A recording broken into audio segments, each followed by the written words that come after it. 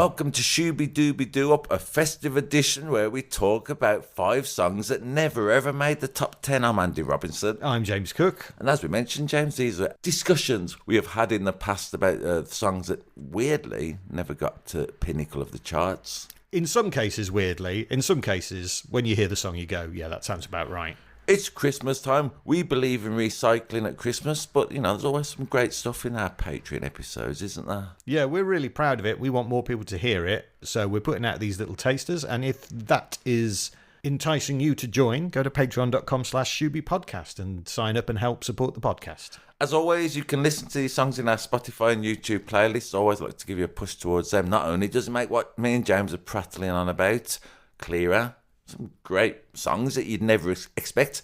It's an eclectic playlist, this one, James. It certainly is. So enjoy our bonus tracks.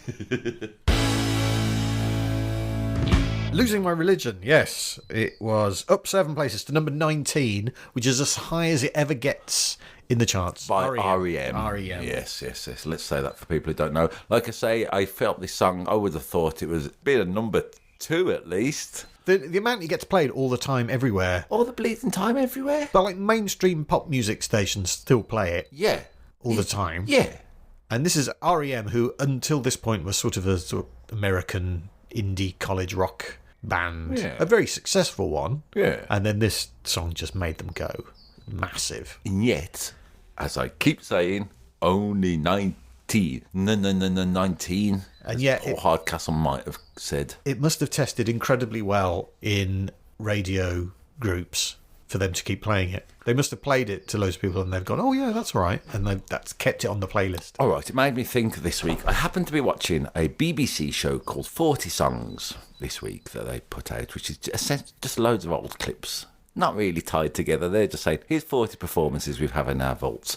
There were things like Bobby Darin singing Don't Rain on My Parade. A great clip. This is him arriving late at the television studio. The band are going, we're doing the intro. He's still coming in the door, a little bit like Jules Holland. That was a great clip. There was a clip of Shirley Bassey singing some song or other, and she was in a sports car with an old man and she got overtaken by a faster sports car. A weird video clip of the Gypsy Kings doing Volare. But nonetheless, my main point is there was an acoustic version, a non-full band version. The drummer was playing bongos or whatever of Losing My Religion in this one. I thought, that's good, we're talking about this song this week.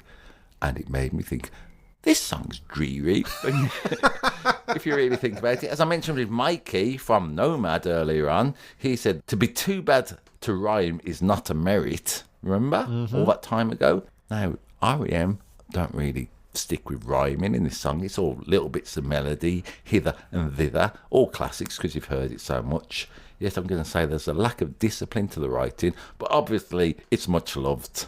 You're not a fan? No. You don't like Losing My Religion? I don't.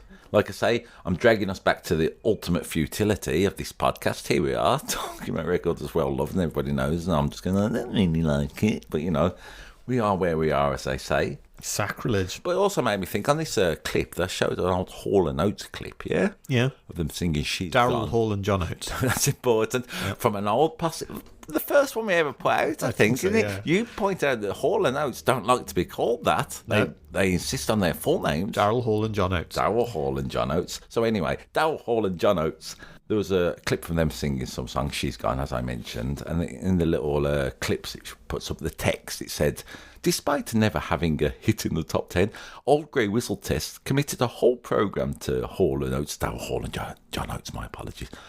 And it made me think a little bit like this record, what you're alluding to, that someone somewhere thought, no, you're going to have this, you lot, we are going to stick with it. You know, you are pushed to this record somehow, I feel. You feel there's some kind of global conspiracy to make you like R.E.M. Losing My Religion? Very much. I think it's a work of the Illuminati. Or is it that just loads of people really like it? Could be that. Could be that too.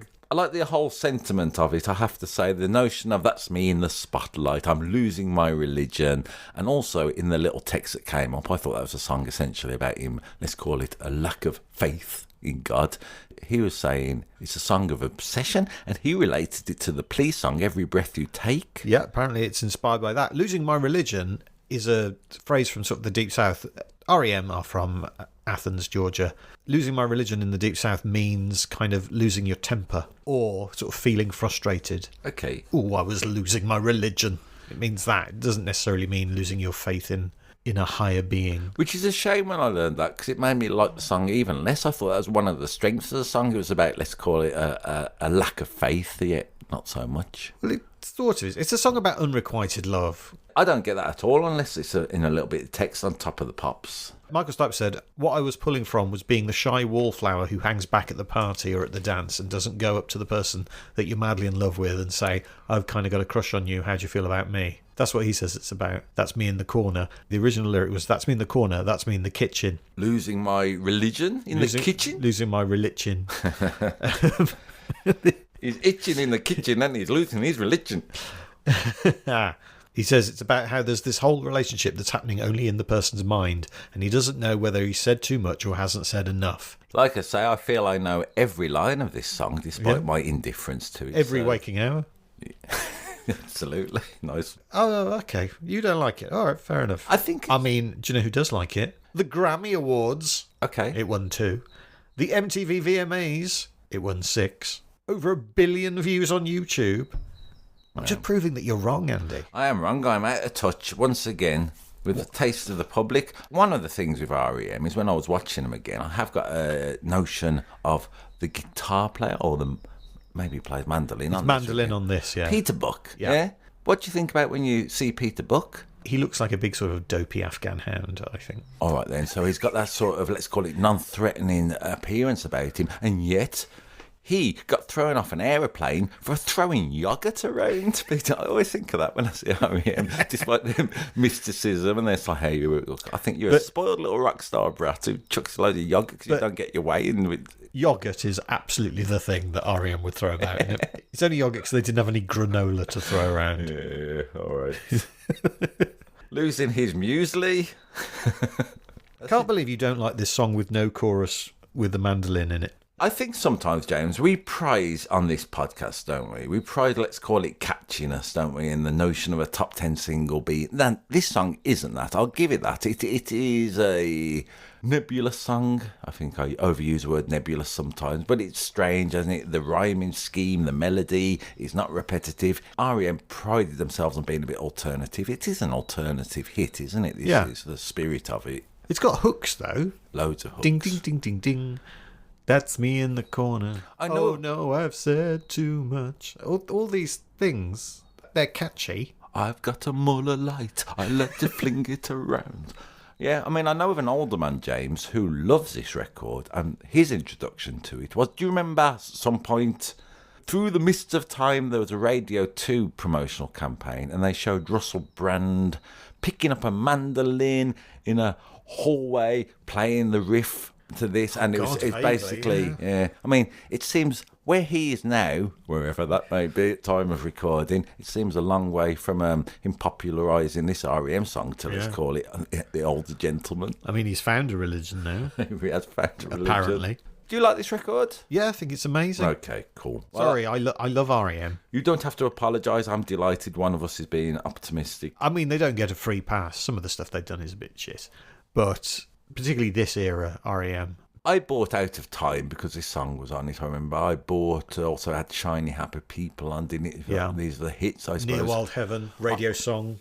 I was nonplussed by that album. You seem to be a fan. I mean, it's not as good as Automatic for the People. No, I agree with that. It's a good album, isn't it? Yes. Yeah. I do, Are you glad you're paying for this? this insight? Look, what I'm saying, all right, let's try and amp it up a little. Let's put REM on the roids a little bit. We are talking once again about this notion of songs that at the time, in some way, who cares? Number 19, and yet it is a perennial. Yes, it has lived on. Have you seen the movie After Sun? No. It's an incredibly affecting movie starring Paul Mescal. Who is going to be playing Paul McCartney in the upcoming Beatles? I just like to mention Paul McCartney when I can. It's like a home movie of an old holiday of a single dad and his 12 or 13-year-old daughter on holiday in Spain or somewhere like that at a resort. And there's clearly something going on with him. And there's a scene where the daughter sings Losing My Religion at the karaoke because she knows it's one of his favourite songs. And it's a really, really affecting scene because, like most people, she can't really sing, but she's doing her best. And she's kind of trying to connect with him, and he's emotionally incapable of doing that. Just wanted to flag that up. Just flag that up about how this song has made that leap we into talk that about it often, medium. don't we, where these songs appear in popular culture, so why not throw it in here? We mentioned Russell Brand and we mentioned his After Sun, okay. Yeah, I feel bad mentioning those two things in the same All right. sentence. But it is, apparently, Peter Buck said, like, oh, we wrote it in like 5 minutes. You know, One of them. he was fanning around on a mandolin, Yeah. got the riff. Michael Stipe, as far as I understand it, kind of writes the lyrics in a sort of stream of consciousness way anyway, which is why REM songs are the way they are. He hasn't approached the songwriting. This is not of the norm. I mean, to be applauded. Did you watch the video? I feel I've seen it in the past. I didn't watch it this week. It's all the sort of tableaus that look like sort of old classic paintings, Yeah. but they're not. Yeah. They just have that vibe. It is moody, it is atmospheric, it is an alternative view to, let's call it, obsessive love in 1991. I mean, you know, he's not keep saying you've got to move your body a million times, is he? So, No. you know, there's that, all good stuff. No, he's the one in the corner. While all the body's moving in the middle, he's in the corner, in the spotlight. Who's got a spotlight pointing at the corner? Yeah. I tell you who has. Comedy clubs, mate. That's a good point. All right, That's then. us in the corner. That's us in the spotlight. Losing our payment if you work for, let's call it, comedy club. You can bleep that out. Can I? Just leave it, I don't care. The only thing is, I think it might be too played. Bored to death of this song. Maybe you're bored of it. Yeah. Over familiarity, which can breed contempt. Thank you Yeah. for joining our Patreon. It can go on it, you twat. Yeah. That's me having contempt for Andy because we're too over familiar now. I can't disagree with It- you. I didn't see any contempt in there. I just saw a cold heart statement of facts.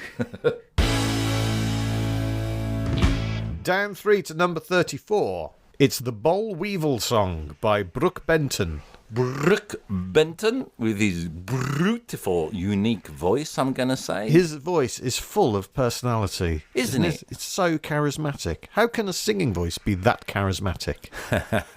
I agree. I like Brooke Benton a lot anyway, so there's that. I knew this song a little bit. There's that too. The thing I love about Brooke Benton, I was reading a biography of Dinah Washington once, who did some duets with Brooke Benton. They did some great records together, a handful anyway, let's say. Now, Dinah Washington, she thought Brooke Benton was a bit of an uncouth oaf. And you can hear it in the duets a little bit. There's a little touch of her telling off Brooke Benton because she's stepping over his lyrics, and he's being very charming. Well, I'm sorry, ma'am, and all that kind of stuff. Great. Yeah, he's a great singer. I can't stay mad at you, Brooke Benton. You're so damn charming. Hey, this was one of the records I alluded to in the first part, James. When Billboard bought a chart, this was the first number one of their easy listening chart, the Brooke Benton Boll Weevil song. So there's that to it. I mean, it is easy to listen to. I think part of that is due to old Brooke Benton, but partly to do the music as well. All right then, James, let's dig into this early. I have been listening to this song a little bit this week. You mentioned the Everly Brothers. Yeah, being an earworm. I have found this an earworm. Brooke Benton does this lovely type of singing, doesn't he, where the beginning is going, let me tell you about a Boll Weevil, or whatever the song is, which I'm sure we'll dig into a little bit, the nature of the Boll Weevil. There he is talking about a little Boll Weevil. What's the Boll Weevil, James? It's an insect. It's a kind of beetle that Eats cotton. infiltrates the cotton trade, doesn't it, with its Yep. greedy manners, and he goes, looking for a hole, lovely, looking for a hole, whoa, whoa, whoa, whoa. All that kind of nonsense in there. I was digging it this week. He says in the song, now where he comes from, nobody really knows. Central Mexico is where the Boll Weevils probably originate. Yeah. But they spread throughout the cotton plantations of America and caused a lot of places to go bankrupt, Yeah. destroying the crops. However, that, let's call it, fatalistic approach is not necessarily addressed in this song, is it? It's a lot of fun, this little, not novelty record, nearly, though. Yeah, it's weird that something that destroyed an industry is basically getting this kind of charming treatment Yeah. from Brooke Benton. Oh, you cute little Boll Weevil. Yeah, I mean, the equivalent these days, I guess, when he's talking about a trade being demolished, would be about AI, I guess. Yeah, singing a song about how cute AI is. Yeah. Looking for a home. Do. I think we've done really well not to resort to AI yet for this. I think it's quite obvious to anyone listening that there's no intelligence at all in it. Nowhere near anything approaching intelligence.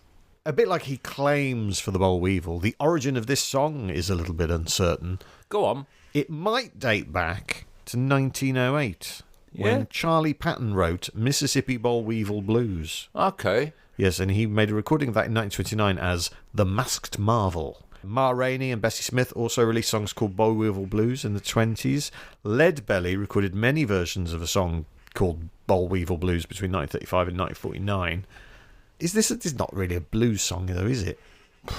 I mean, you could argue that it's a blues song. It's got a poppy early 60s back into it, undoubtedly. But you could certainly argue it's a blues song. I mean, chordally, it's a 3-chorder. That's a blues thing. It's it deals with the subjects of, let's call it, poverty. It's got, why not, eh? And that little piano riff, yeah, so damn catchy, isn't nagging it? in it, it's just in your head the whole time. A little bit like a termite burrowing into your brain, as opposed to, let's call it, a bale of cotton. But in a good way. In a good way. Up to number 19, it's Super Freak Part 1 by Rick James. Do do do do. Do do do do. Can't touch this. Yes, obviously sampled in You Can't Touch This. Also in Jay-Z's Kingdom Come, Vida Local by Black Eyed Peas, and Nicki Minaj's Super Freaky Guy. Yeah. I hope Rick James and everyone else who's involved has made a ton of money off this record. Do you? Or do you think he will spend it unwisely? I mean, he's no longer with us, but... Before we get into whatever a Super Freak's about, let's talk about Rick James. Seems a good idea. He had a, let's call it, troubled life, didn't he? He did. In the 90s, he became addicted to crack, and apparently at one point was spending $7,000 a week feeding his habit. And along with his then partner, Tanya Hijazi, they kidnapped 2 women and abused them. He was sentenced to 5 years at Folsom Prison, released after 2. There were other allegations that never went to court. He'd also been imprisoned for desertion in 1966, having run away from the US Naval Reserve to Canada. So, not his first stint in prison. So, yes, addiction-fueled awful behaviour from Rick James. Musically, tremendous, isn't he? Come on, Rick James. This song is ridiculous. I don't mean that in the best possible way. It's got the incredible hook all the way through it, and the way Rick James sings every line. It's just like, what is the best possible line reading for this line? She's a very freaky girl. You can't take home to mother. Yeah. She likes the boys in the band. She says, I'm her all-time favourite. I'm her all-time favourite. Yeah. Loads of character, loads of personality. And as you say, a real groove, isn't it? Yeah, it is fun. It peaks at number 16 in the US, never charts in the UK. Seems weird, doesn't it? Again, this record, maybe because of MC Hammer and its cultural presence, you'd think this would get in the charts, wouldn't you? Yeah, come on, UK. I'm going to go anti-UK now. Come on, UK, sort it out. The Americans got it. And Rick James never had a top 40 hit in the UK. Right. Ever. Crazy. Who does the backing vocals? I don't know. Well, at one point he name checks them. Are you looking at the lyrics now? No, tell me. The Temptations. Do they? When did he mention them? When they go, ooh, he goes, Temptations, sing! Okay, yeah. I never knew that, and yet I've heard that all my life. Yep. All right, then. There's also other backing vocals on it. It's all about this freaky girl. Well, what kind of freaky things does the freaky girl like? Well, strap in, everyone, because I'm going to tell you. She says, room 714, I'll be waiting. Oh, hello, she's in a hotel room. Okay, this is some freaky stuff's going on. Here it comes. You ready? When I get there, she's got incense, wine, and candles. It's such a freaky scene, guys. Such a freaky scene. Whoa, incense, wine, and candles? Let me calm myself down. Let me get a fan and fan myself like a Southern belle. I mean, I'm going to say, if Rick James wants to go to the pound shop around the corner that's closing down, he can get another freaky scene there, because they sell all of them. But before he keeps going on about how she's so freaky, and there his examples are, she's got wine and incense and candles. What a reprobate. But before that, to be fair, he says 3's not a crowd to her, so, she's a bit freaky, because he's also bringing someone along, I'm going to say. Bringing a friend. But these days, and the number of polyamorous thruples that are around these days. I like it when we start saying these days, 'cause it makes us sound like what we are, two old men in a shed. Do it. Yeah, these days. That's not freaky at all these days. No, in fact, it's freakier, James, to be heteronormative. I've done it again. My apologies. Actually, the wine is probably the freakiest thing because loads of young people are now teetotal, aren't they? So. That's right. And candles. I mean, they're all these the little LED ones now, don't they? So Yeah. Those are the real freaky things. All right. So are we calling bullshit a freak, James? Yeah. Let's call it sexual proclivities. I what like he the- thinks is freaky. I like it when he goes, "She's all right." I just thought, she's all right. Yeah, she's fine. Did you see the film, what's it called, Little Miss Sunshine? Yes. Now, when she dances, it's the song she dances to, isn't it, the daughter? Is it? Is it? I think, yeah. Super Freak, yeah. It's shocking, isn't it? I mean, that scene when they're all getting excited. So I love it for that a little bit. That this little girl kind of does a sexualised dance. No one knows what to do themselves, and here we are. So she hasn't got any incense or wine or candles. I mean, it's a good fun record. Yeah, man. I mean, he's a problematic character for reasons, but We missed them in the top 10, the proper one we did. This kind of, as you say, just a good fun record, didn't we? yeah. Up forward to number 30. Every Day I Write the Book by Elvis Costello and the Attractions. Yes. The most intellectually satisfying pop song ever written. Not my words, the words of Esquire magazine. Yeah, all right. I mean, I love this song. I loved it at the time. I bought Punch the Clock, the album. It was off. I love Elvis Costello. This song, a lot of people he gets criticism for, doesn't he, for being too punny, for for not writing emotionally enough. This is an example where he's not doing it, but he extends that metaphor. He rinses it, and it's a joy, isn't it, this song? I was so delighted you put it on, because it meant I didn't have to. In chapter 1, was it Our Story's Just Begun or something like that? In chapter 1, you didn't really come along. Chapter 2, I fell in love with you. You said you'd stand by me in the middle of Chapter 3, but you were up to your old tricks in chapters 4, 5 and 6. Now, it's a shame we never got to chapter 7, because I have a suspicion they might have gone to Devon. Or had a kiss and landed in heaven. That's another one when 7 and heaven comes up. Yeah. But Elvis Costello wouldn't do that because he's so clever. We're hanging around with Bevan. Yeah. I did one, James. I thought we could do it because I was thinking the notion of every day I write the book. That's a poetic thing, isn't it? He's contributing to the story of his life. What do we do nearly every day? You more than me. This bleeding podcast. This bleeding podcast. So I was thinking, at number 1. It was only poor young number 2. It was freeze with IOU. The Eurythmics a third with the song Who's That Girl? And we skipped on the floor with double dutch at number 4, yeah? Oh, wow. We tried to be funny, but it doesn't last. Every day we podcast. Beautiful, man. At number 6, Gary Bird. We've skipped number 5. But we're I fine didn't with do that. number 5. All right, moving on. You can take a number 5 in. At number 6, Gary Bird said we all wear a crown. At 7, Michael Oldfields, he shot a man down. Who's wrapped around the finger, it's really your choice. And James hates the sound of Rod Stewart's voice. Thanks for your money. Hey, grassy ass. Every day.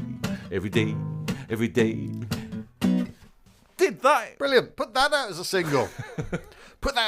It gets into the top 10, then we have to talk about it. I thought we could only do it one week because we specifically mentioned nearly every record apart from number 5. Never mind. For some reason. Who was that? No, Heaven 17 with the pedo ways. That's why I didn't do it. Anyway, Every Day I Write the Book, a bad Smokey Robinson song. What? Not my words, the words of Elvis Costello. Did he? Has he disowned it a little bit? He said, a song I wrote in 10 minutes, almost as a challenge to myself. I invested less emotionally in it than any other song from that time, and yet it's the one that everyone wants. Okay, well, this is interesting because I always said at the beginning of this song, James, people criticise Elvis Costello for not being emotionally honest and writing punnery, and he's only gone and given himself a kick in with this song. Silly boy. Do you know who does like it? Me? You? Robert Harris, the author of Conclave and many other books. Okay. Nick Park The guy Hardman? behind Wallace and Gromit. Yeah. Yeah. How do you know all this? They've come out loud to say it. They've come out loud and proud saying we were a fan of Every Day I Wrote the Book. Yeah. Great. In a place that we said we weren't going to ever mention on the podcast, so... What was that? On place? On Desert Island Discs. No, we can mention Desert Island Discs. We said we can't appropriate it ourselves. That's not what we're doing. Yeah. But, those two, Robert Harris and Nick Park, picked this on Desert Island Discs. Because it's a great song, isn't it? It's full of joy. The lyrics are astonishing, I think, despite obviously Costello naysaying himself. I mean, people say about some country songs. I've heard a few songwriters say this, guy, I don't want to write a country song where you take let's call it a concept. Think of one, just off the top of your head, the concept. Breakfast. All right, so they say country songs, right?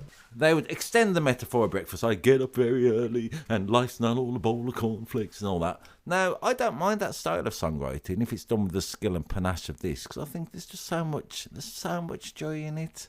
It's done really well. Yeah. It's a shame Elvis Costello kind of goes, that. It's really good, Really Elvis. good, Elvis. Thanks for writing it. He still plays it in concert, so he'll sing his hits. He's not bothered about that so much. Speaking of his hits, Yeah. this was his first top 40 hit in the US in 1983. What was his next one?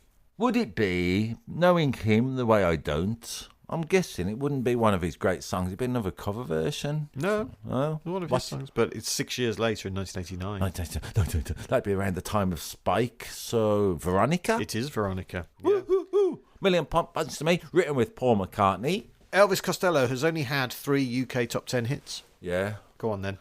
All right then. Now I've heard him say he thinks he's worried that people won't. I mean, he's wrote so many songs, done so many albums, and I've heard him say once I'll be remembered for basically film songs. So no, that wasn't a top 10 hit. No, they were all quite early. All right then. When he was out and about, Oliver's Army. Yeah. Good Year for the Roses. Yeah. And another top 10 accidents will happen. Nope. Go on, what is it? I Can't Stand Up for Falling Down. Okay. But someone who sings on this record does sing on a UK number 1. Go on. Amazulu, is it the backing singers? No, they're Aphrodisiac. Aphrodisiac, I got confused. My apologies. Including... Don't tell me off. We're doing a lot. It's late in the day. Including Karen Wheeler. Okay. Soul to Soul. Yeah. Back to Life, number 1 hit. Also, Was she an Keep On Aphrodisiac? Moving. Yep. They turned up all the time. It's in the 80s. Aphrodisiac's backing singers was specials, I think. A few others. A bit like Pino Palladino, we mentioned earlier. A sound of the 80s. Can I steal a catchphrase from you? Of course. What did you do? Did I watch the video? I don't think I did watch it this week. Tell me about Oh, it. God. So much of the Patreon episodes is just us entertaining each other. No, that's a part of it. It's got the lookalikes of Charles and Diana. Oh, it rings a bell. Living a actually. domestic life. Yeah, that rings a bell. Yeah. That's all. I just wanted to mention that. Does Diana go off driving after Charles has treated her terribly, and then we follow that? No. No, it's not bang up to date then. Down 8 to number 21, it's Roger Daltrey with I'm Free. It's not just Roger Daltrey, though, is it? What? It's the London Symphony Orchestra and Chamber Choir Okay. backing him up. Yes, it's a song not by The Who in this case, but it's from the musical Tommy, isn't it? It's a cover version of a song that's on the Tommy album, Yeah. which becomes the movie a couple of years later. Yeah. And it is ridiculous and overblown and melodramatic. But doesn't mean it's not enjoyable. No. I thought it was all right. I mainly chose it just so I'd have something to talk about with Tommy, really. Have you ever seen the film? Yeah. Tommy? Do you like it? What do you make of it? Tell me your thoughts. I don't know the IMDb rating. I think I saw it when I was a teenager. I think when I was a late teenager, I saw it. Yeah. What bits stick in your mind? I always think that's a good question to ask about a film. What bits immediately, a little bit like Trevor and Simon with the Isley Brothers, what leaps to your imagination? Is there a thing with baked beans in it? Yeah. I'm slightly phobic of baked beans, so I remember that affected me. And Margaret writhing around in a tub of baked beans and all that. Now, I'm not phobic about baked beans, and I'm a big fan of Anne Margaret, so I remember it for possibly very different reasons to you. Was she raising money for children in need or something? Yeah. She was just having fun on Children in Need Day. Yeah. She was raising money for deaf, dumb and blind kids. You know what she wanted to buy them? What? Pinball table, etc. Yeah, so it's about a kid who's deaf, dumb and blind, but he's good at pinball, He finds out later. and he has adventures. Yeah, good summary. This is me saying I can't fucking remember. You can't remember anything about it, can you? I Don't haven't remember watched Tina Tommy. Turner turning up as the yeah. Acid Queen? Yeah, Don't she's you remember like in a Eric metal- Clapton giving eyesight to the blind? Don't you remember Elton John? I remember Elton John in his big shoes. I remember Tina Turner dressed in a metal bikini. Yeah, why not? Do you remember Keith Moon sexually abusing him? Oh, God, yeah, there is that creepy bit in there. Do you remember him being bullied by someone we mentioned only last week in our Patreon content? I think it was James. A young, pretty pop James star. Blunt?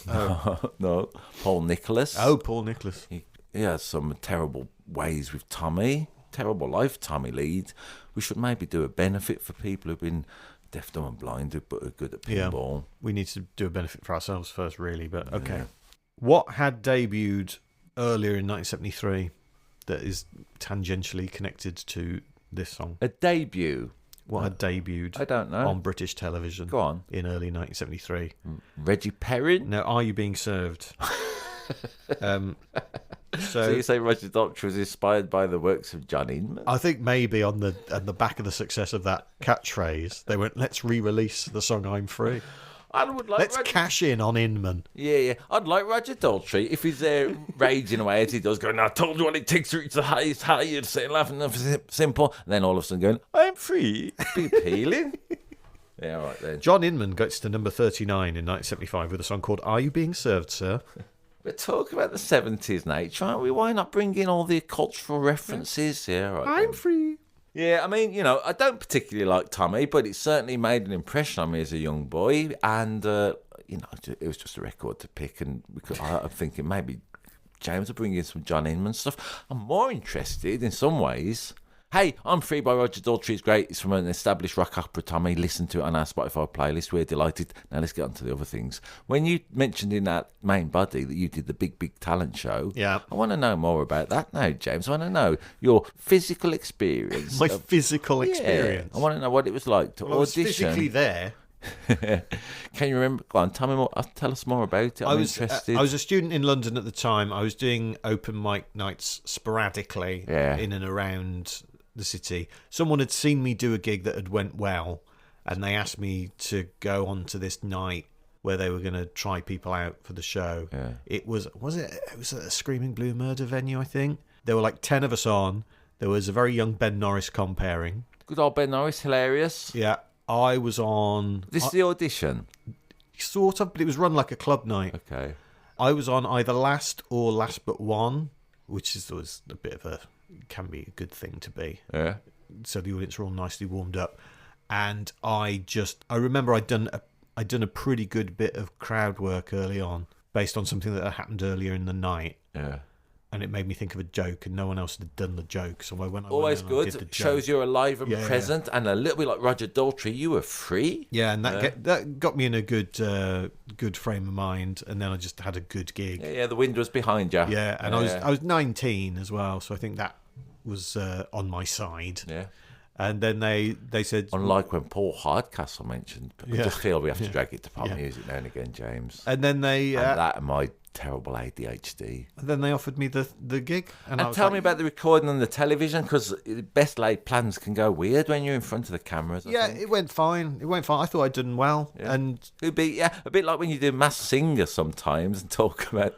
Why are you obsessed with me losing? Why are you obsessed with that? I'm not. Why do you want to know? Do you want to do a podcast with the person who beat me? Is that it? Should we get them in? Let me hear who they are first. They were a comedy impressionist called Kev Duncan. Oh, he sounds great. And he'd be able to do impressions of Rod Stewart. He does like the cruise ships and stuff now, as far as I'm aware. Yeah. He was an old school impressionist. You know when impressionists start their impression by saying, I'm the name of the person they're impersonating? Yeah. He did that a little bit. I mean, I was watching Little and Large. Good. Yeah, you're not... Yeah. He was very good. Not my thing. If that's what idiots want. Can you remember anybody else who was on? Quill, the band, they were on. Yeah. There was a young... Who were you following? Who did you go before and after? I can't remember. That's a shame. There was a young musical duo, pianist and singer, who did Common People in a sort of swing jazz style, nice, which was like kind of new in '97. Yeah. There was a singer called Shah, and Oh, there was another comedian of our acquaintance on Oh, go on. Ray Means. He was also on that nice. episode. Hilarious Ray Means. He didn't have as good a time as I did, and he does not like it when I bring it up when I meet him on the circuit and say, "Hey Ray, do you remember when we did that?" He goes, "Shut up." Is that like a red dragon that just makes you want to bring it up more? Yeah. Yeah, of course. Because everything was so super exciting, and I was like, "I'm doing this. This is cool." And did Jonathan Ross comment on your set after you did a little bit, or did you talk to him? Yeah, he was very nice, and I think, I remember he had the show had a sort of a critic who would critique the acts like after the fact, like after everyone had been on. Jonathan Ross sat down with this critic guy, and he would say what he thought of all the acts, and that was a guy called Gary Bushell. And he was negative about me. Yeah. He said... Because you weren't a skinhead doing that music. That's just one thing I know about Gary Bushell. He was like, I don't think his material's right. Right, fair enough. Which was it, because I'd spent 2 days in a rehearsal room with another comedian working on my material. Had you 2 days? Yeah. Doing what for your television spot? Punching up the act, because it had to be like 3 minutes. It had to be exactly 3 minutes. Yeah. I mean, sometimes when new acts appear at the Glee Club on Thursday night, they have 5 minutes. Some of them moan about it's only 5 minutes. Hey, I usually do an hour. Sometimes I watch them and I think, you haven't got 5 minutes, mate. But sometimes that 5 minute thing, they're a little bit snitty about. What's the point? And I think. I always think your first television spot will be less than that. So, make it count if you want. Do you want to know who the comedian who worked with me on punching up my material was? Very much. For 2 days. Very much. Stu Who. Oh, lovely Scottish fella. Dearly departed Stu Who. Did you pay him for that? No, it was all paid by the TV company. Really? Yeah. So even them, for 3 minutes of material, despite you auditioning and doing a set and them liking you, they still gave someone else some money, a professional, let's say in this case, not that you... It was still my stuff. Yeah. It was just my stuff, honed. And I think, if anything, my performance on that show was too honed. Okay, yeah. And it lost all its sort of... The thing I did that they liked in the audition, which was being spontaneous and being me, by the time of I was so kind of drilled into this 3 minutes of joke, that bit had gone. I get ya. So there is that. I mean, I was never going to win anyway. Can you remember any jokes that Stu Who punched up and improved for you? Can you remember any bits that he did that you had before and he suggested something and you thought, that's good, I'm having that? I remember his thing was like, make sure everyone gets it. Don't be too cryptic. Don't have it be too much of a puzzle. Good advice. It's still a thing I say now on my courses. I say a joke can't be too much of a puzzle for people to solve because the noise they make when they solve it is which isn't a laugh. Well, interestingly, James, when you introduce our Patreon stuff, here we are in the midst of it. For a bit, you were saying this is one song's about this, that, and the other one song's about that, and then you ended up saying, one song's by Madonna and the other's by Michael Jackson, because you were trying to avoid that cryptic nature a little bit. So. A lesson learned? Stu Who? Or just, I don't know. We're talking? Well, the thing was, right, the year before on that show, Ed Byrne had been on. And I remember. Like a bit of a breakout. Caused a bit of a stir, didn't he, on that show? So when they were talking to me in the run-up to it, the production people, they were like, of course, Ed Byrne did this, and now look. And I was like, oh, that's going to be me. And obviously... It wasn't. There were other people on that first series to whom that didn't happen. And I was one of those people on the second series. And no one watched it as well. And this was, pre-YouTube, even though I think the viewing figures were about 5 million, which they'd kill for now. In the 90s, that was not considered a success. And I remember on the night it aired, I was back in Solihull, living at my parents' house. We watched it, and then I went to the local pub, and one person in the pub went, "Oh, were you on the telly tonight?" And I went, "Yeah." And then a week later, I was in HMV in Birmingham, and the bloke serving behind the counter went, "Were you on the telly last week?" And I said, "Yeah." And that was it. Okay. And that was the end of that. Yeah, man. That was the end of me being famous. No. We're just talking about what, let's call it, in the series of jobs. And while we're talking about hang on. I can get... This does link back to pop music. Yeah, go on. Away. Stop rolling your eyes. I think it's good. In the after show a bloke did come up to me who worked at ITV, who was quite high up, who came up to me and went, "I thought you did very well, by the way," in a quite a sincere way, and walked off. And that was Nigel Lithgow, who would go on to be Nasty Nigel on Pop Idol. And of course, there have been some allegations about him, so I don't know what his motivation was for saying that to a 19-year-old boy. Well, in summary, That Lady by the Isley Brothers. No, Great. we're not. Yeah, we're talking about I'm Free by Roger Daltrey. So I fucked that joke. I've even written down the other top 40 hits the London Symphony Orchestra have Go been on. on. Go on. While we're here, it's good, Jay. That was just a little sidestep, wasn't Yeah. it, into the audition process of show business, which is In part the of pop 90s. music in the 90s. It all makes sense. So they've had 4 of the top 40 hits. Superman, theme to Superman, that got in the charts. Yeah. Battle of the Fates, which was a bit of Star Wars Phantom Menace. But also... What? Not a battle of like a church. No, no, Fates, Fates. Okay. Wind of Change. The Scorpion song. Yeah, they did a cover of that. Blimey. And a track called Hits on Opera. Sounds like it's been named by a 3-year-old, but there you go. Yeah. Also, Roger Daltrey appeared in an episode of The Simpsons. There they are. Thank you. Oh, we learned a lot in that episode, didn't we, James? Yeah, a bit too much about me, I think. Also, there's quite a bit about some religion loss, so here we are. Hey, and since it's Christmas, don't lose your religion. Or do lose your religion. Both is fine. Yeah, or maybe just discover some religion. Maybe ignore religion. There's lots of ways you can interact with religion this Christmas. Please rate, review, subscribe, share, follow, be good to your neighbours, and have a very merry Shooby Dooby Doo up. Bop bop shoe up.